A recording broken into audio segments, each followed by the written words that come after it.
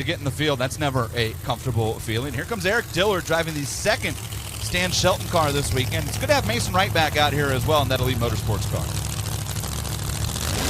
Wright, of course, had the wreck earlier on this year.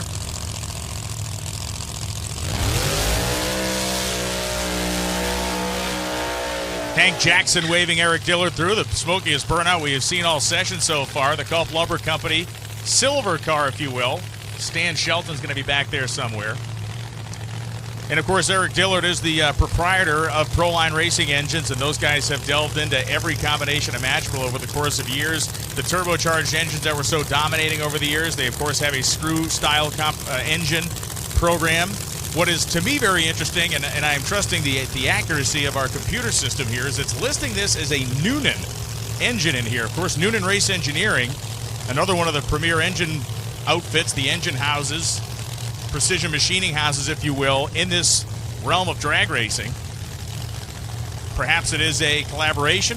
Either way, interesting that it's listed as a Noonan engine. For Mason Wright, it's Brad Anderson Engineering style 521 Hemi right out of Odessa, Texas. He's 12th, and Dillard's down in 13th right now. You mentioned Mason Wright, who had that maybe that classic example of putting a funny car input into a pro mod, Chicago earlier this year. The car made a pretty big move, and he made a pretty big move back, and it did not respond the way that he was hoping. It is in some ways a rite of passage in this class. Not that we want to see everybody experience, but when you get two tires or one tire out of the groove in one of these cars late in a run, it tends to end in tears.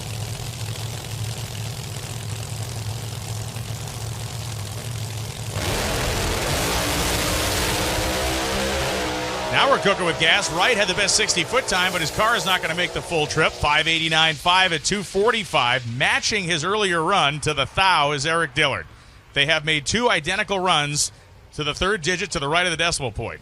Consistency will get you race wins, but from the number 13 spot, it makes it a whole lot more difficult. A lot more difficult, and Eric Dillard, he did find 13 mile per hour on that run there. Mason Wright's car looked real good early, but you mentioned the whole, getting out of the groove and maybe not the best to stick with it, and that's exactly what happened there. Mason's car made a move to the right, put the right wheels out of the groove, and he decided we're going to come back in Q3 and try it again.